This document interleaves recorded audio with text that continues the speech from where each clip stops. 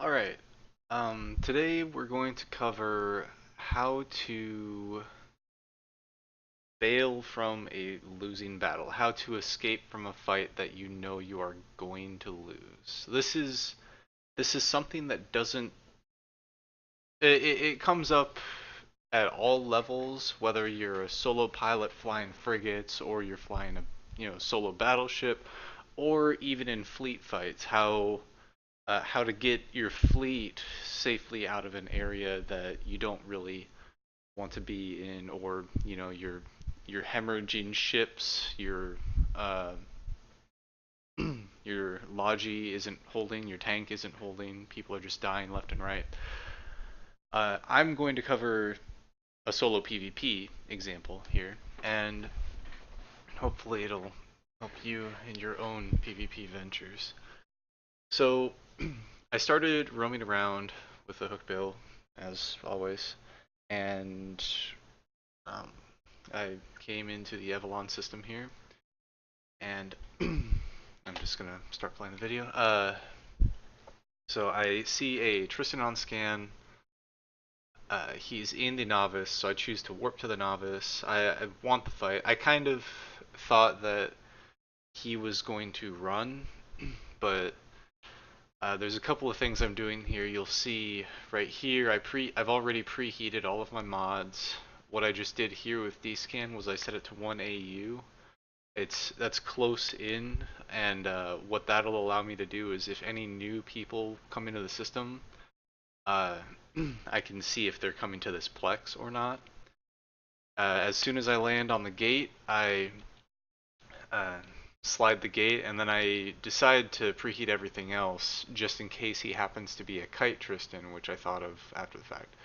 So I land in the Plex here. He's 37 kilometers away from me, so uh, I select him, I double click him to approach, and I hit my micro warp drive. Now I'm moving at about almost 4 kilometers a second, but he's also very fast. And the fact that he put drones out, the fact that he locked me up, that tells me that he, from 40 kilometers away, when he started that, he wants this fight. Knowing that he's that far away and he wants the fight tells me he's a kiter just right out the gate. So I tried to catch him with a heated micro warp drive. I get really close right here. I was able to double web him, so I'm still approaching. I double webbed him, but he's got a heated micro warp drive moving as well, and it looks like with the velocity indicator he's burning straight away from me. So he manages to get outside of web range and pulses his micro warp drive with heat still. So he's about a kilometer a second faster than I am with heat, and probably the same without. So at this point, I keep trying to catch him. He keeps managing to just barely get away from me, and I'm kind of watching my tank. I'm eating through my cap charges here, my shield charges here. But I think there's another instance of him getting really close here coming up soon. Yeah, right here. So it almost looked like he was going to get close, but I wasn't able to get within webbing range.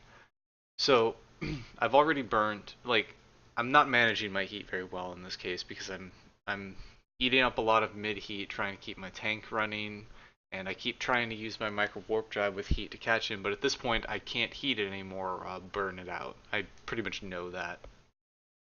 Um so now at this point I've decided, well, I'm not going to beat him. So if I can't win, how do I not lose? And so I start looking for an escape. So here, I double click in space, that's this line right here. I double clicked away from him to try to put distance. He appears to be orbiting me, but it'll still kind of screw up his orbit a bit, so I can take advantage of that. And as I'm double clicked away, I start looking for celestials, looking for planets, looking for things that are kind of in that direction.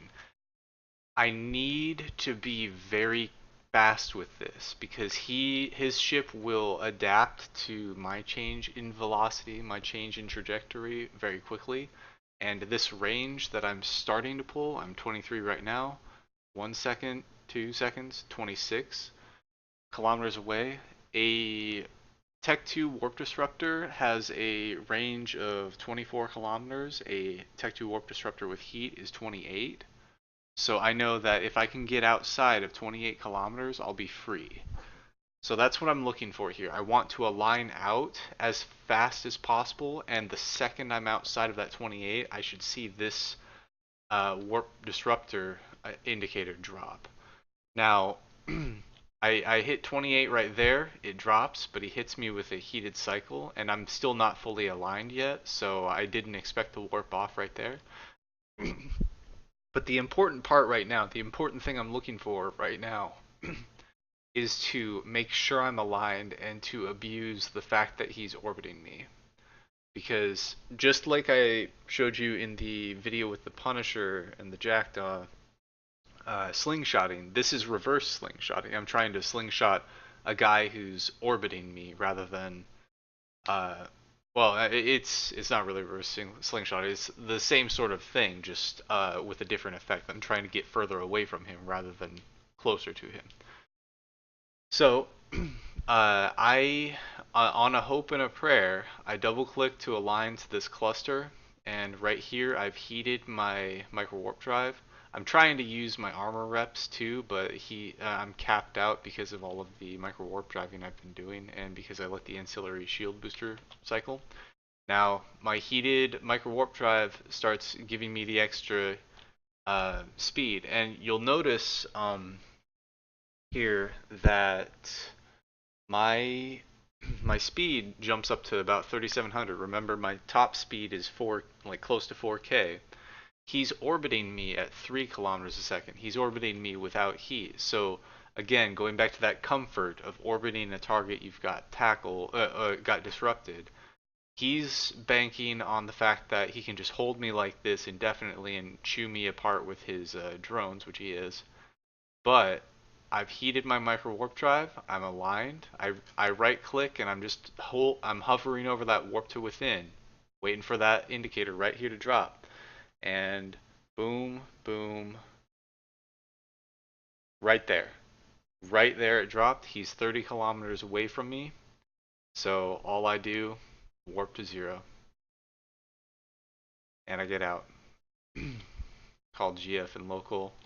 As soon as I land, he calls GF2, but as soon as I land, I make sure that I can burn off I warp to attack. Like I just find a bookmark that I have in space, one of mine, right there, and I just warp to it to make sure I'm safe in case he saw which celestial I warped to. So rather than having him just warp there and landing right on top of me again, I bounce here so that I know I'm safe. Uh, so that's that. There wasn't a lot I really could have done in that fight apart from, um, I don't really know actually. I could have manually piloted a little better, but I think he was pretty quick to heat with the micro warp drive, and um, yeah, we're chatting in local here. You see, I've killed him with this before, so he knew what was coming. So yeah,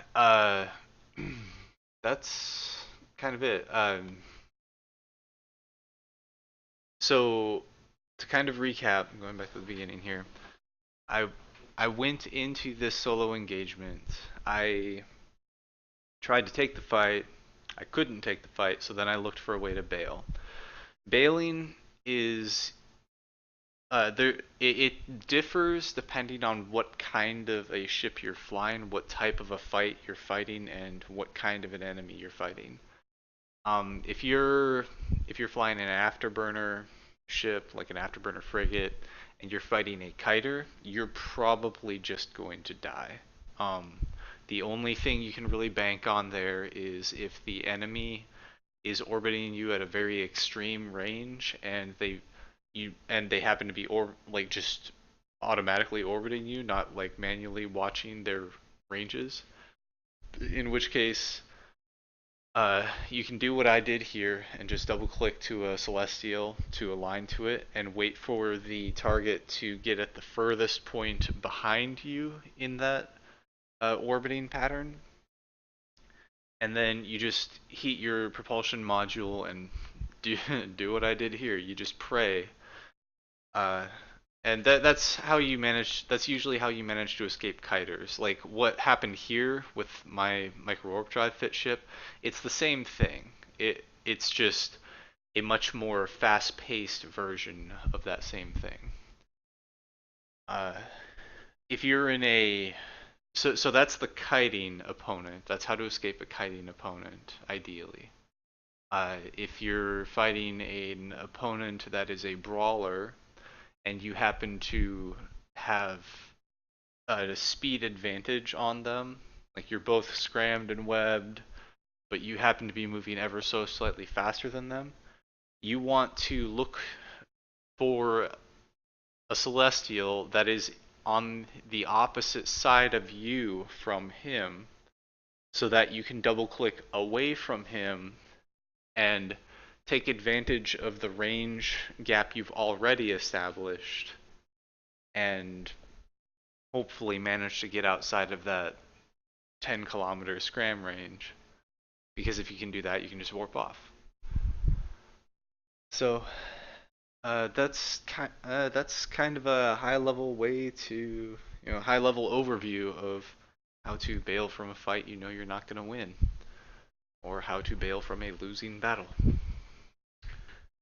or how to not lose a fight. So hopefully you enjoyed the video. Hope you learned something. Have a good one.